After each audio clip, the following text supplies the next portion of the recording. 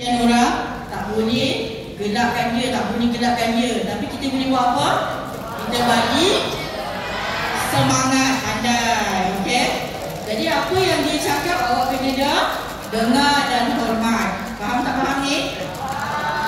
Baik, sebut nama, kelas, kemudian awak bagi tahulah. Jadi apa yang awak tulis? Ya, tolong pegang lah. Saya Muhammad Iman Afraf bin Muhammad Bayraki. Saya dari kelas 1 Al-Islami.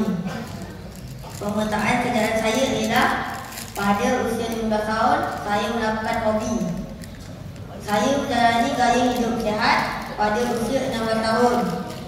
Seterusnya saya mendapat keputusan SPM pada usia 17 tahun. Saya menamatkan ijazah sarjana muda bidang kehakiman di Universiti Azhar pada usia 24 tahun dengan mendapat keputusan mumtaz. Saya melakukan aktiviti kebajikan kepada golongan yang memerlukan pada usia 25 tahun.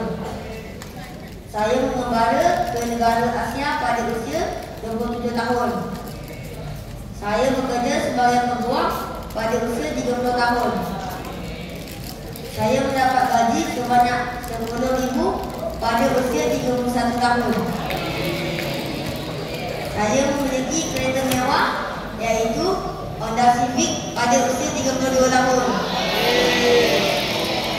Saya membeli rumah pada usia 35 tahun.